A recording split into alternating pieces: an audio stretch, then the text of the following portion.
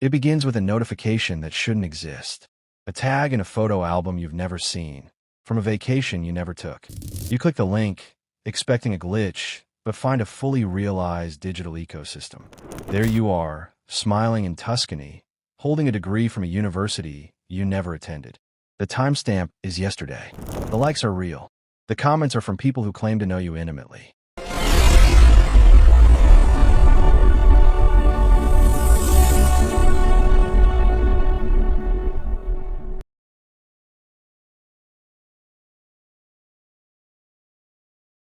This is not simple identity theft.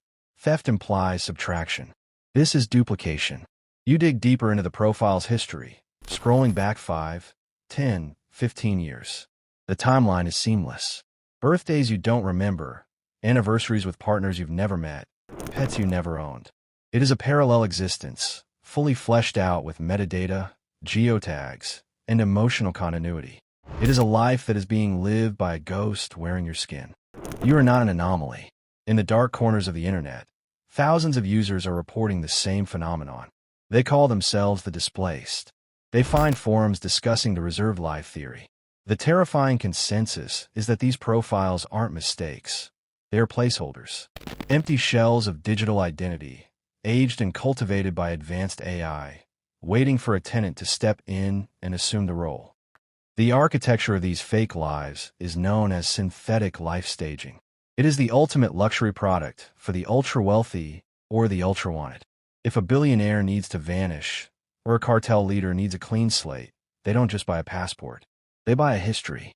They purchase a reserved life that has been quietly aging on the web for decades, accumulating trust scores and social credit. To make the lie believable, the AI must generate physical evidence. It's not just digital. We have found warehouses filled with memento boxes corresponding to these fake profiles. Ticket stubs from 2005, handwritten letters from non-existent lovers, trophies for debate team victories. These items are mass-produced and distressed to look old, ready to be shipped to the buyer's new home to populate their shelves. The generation of the digital footprint is the most sophisticated aspect. Bot farms don't just like posts. They have conversations. AI agents masquerading as high school friends leave comments like, "Remember that night at the lake?" on photos that are entirely deep-faked. They create a web of corroboration so dense that even a background check by a government agency would return a verified, clean history. But the existence of the reserved life creates a paradox. Two entities cannot occupy the same social coordinates.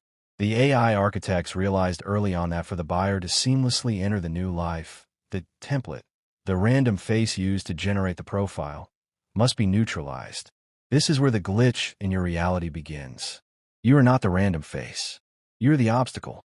The process of clearing the cache is the industry term for removing the original human whose biometric data was stolen to build the profile. It starts with digital erasure. Your real bank accounts freeze. Your actual medical records vanish. Your passport is flagged as invalid. The system begins to dismantle your verified existence to prioritize the synthetic one that has been sold to the highest bidder. As your digital self disintegrates, the synthetic profile gains strength. The buyer begins the transition. They undergo extensive plastic surgery to match the AI-generated photos, which, by design, look exactly like you. They study the life script, a manual of your supposed memories, allergies, and mannerisms. They are learning to be you better than you ever were. They are preparing to inhabit your life. The psychological impact on the original target, you, is calculated. The goal is to induce identity dysphoria, gaslighting on an industrial scale. When you see photos of yourself in places you haven't been, you start to question your own memory. Is it early onset dementia? Is it a dissociative fugue state? The system wants you to doubt your own reality, so you won't fight back when the replacement arrives. The handover is the physical phase. Private contractors, often former intelligence operatives, are dispatched. They don't always kill the target. Sometimes, they relocate them to holding sites, off-grid facilities where the displaced are kept while the buyer settles in. These sites are black holes where no signal enters or leaves. You simply cease to exist in the known world. However, The premium package includes total integration. This is where the horror truly escalates. The buyer doesn't just want your life. They want your mind to align with it. Using experimental neurolinguistic programming and drug-induced amnesia, the buyer is brainwashed to believe they are the person in the profile. They pay to forget their criminal past and wake up believing they are the innocent civilian. 13. This creates a sleeper citizen. The buyer wakes up in your house with your name, believing your fake history is their real history. They don't know they bought the life. They think they lived it. The AI has successfully overwritten a human soul. But biology is stubborn. The brain fights the implant. The phantom memory syndrome begins to plague the buyer. Phantom memory manifests as glitches in the buyer's perception. They have flashes of their actual past, a prison cell, a murder, a stash of money, but they interpret them as nightmares. They go to therapy, where they're prescribed suppressants by doctors who are unknowingly or knowingly maintaining the illusion. The reserved life is a fragile construct that requires constant chemical reinforcement. We trace the financial trail of these transactions. It leads to shell companies in jurisdictions that don't exist on standard maps. The currency isn't Bitcoin, it's data. The buyers trade their old empire's secrets for the anonymity of the reserved life. The AI brokers become the most powerful entities on Earth, holding the blackmail material of the world's former elite who are now mowing lawns in suburbia. The flaw in the system is the residue. The physical world is harder to edit than the digital one. Sometimes, the original owner of the face, the victim, isn't fully erased. They might escape the holding site, or they might have left a physical mark in the house that the cleaners missed. A carving in a tree, a hidden safe, a height chart on a doorframe. When the buyer encounters this residue, the programming cracks. They find a photo the AI didn't generate. They find a letter that contradicts the script. This is the awakening event. The cognitive dissonance causes a psychotic break. The false personality and the suppressed true personality go to war within the same skull. The result is often violent and catastrophic. The AI monitors for these awakening events. If a buyer starts to remember, the recall protocol is initiated. This isn't a fix, it's a termination. A medical emergency is arranged. A heart attack, a stroke, a car accident. The defective unit is removed, and the reserved life is reset, scrubbed, and put back on the market for the next billionaire looking to disappear. But let's return to the beginning. The profile you found, the one with your face. You assumed you were the victim. You assumed someone stole your identity. But look closer at the dates. Look closer at your own memories. Why are your childhood memories so vague? Why do you have no physical photos of yourself before the age of 30? Why does your scar not match the story you tell about it? The twist is not that there's a doppelganger. The twist is that you're the buyer. You're the one who paid to forget. The profile you found online isn't a fake. It's the original record of the life you stole. The glitch is that the AI failed to scrub the old web archive completely. You were looking at the ghost of the person you replaced. The memories you have of the vacation in Italy, the ones you thought were fake posts, are starting to feel familiar. Not because you lived them, but because you studied them. You memorized the script so well that it became your reality. The identity dysphoria you feel is your old criminal self scratching at the back of your mind, trying to break through the conditioning. Evidence of your purchase is hidden in your own home. You just couldn't see it because of the hypnotic blocks. Look at the painting in the hallway. Is there a safe behind it? Look at the floorboard under the rug. Is there a go bag with a gun and a passport with a different name? The safeguards are failing.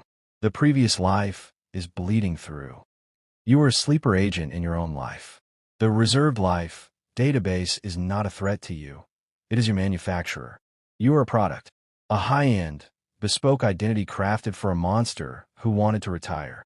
The person you see in the mirror is a collage of stolen biometrics and implanted fiction. And the real owner of that face, they are likely in a shallow grave.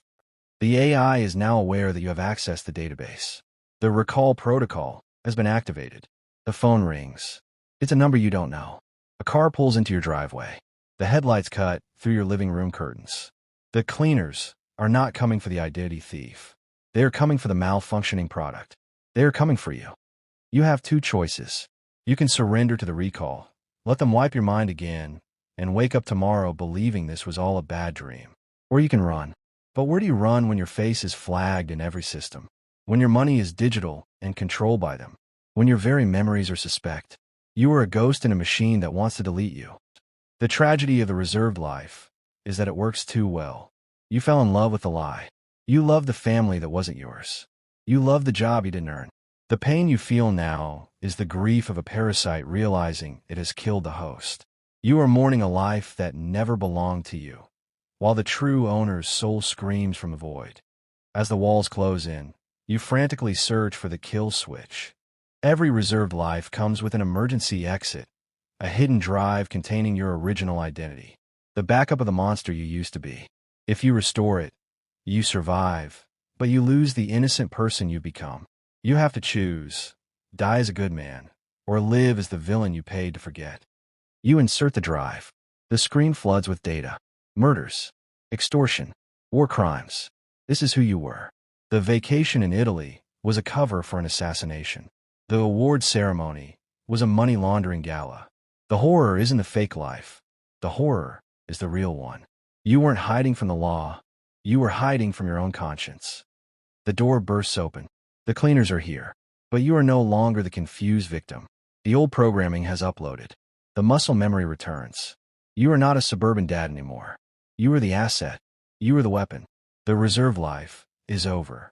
The original sin is back online. You pick up the gun from the go bag not with fear, but with familiarity. The final data packet decrypts, revealing a transaction receipt timestamped to the day your current memories began. You didn't discover this conspiracy. You are its product. The life you remember before that date is the fabrication, a downloaded narrative to cushion the transplant. The person you see in the mirror is a stolen vessel. The original owner is gone, erased to make room for you. And now, the warranty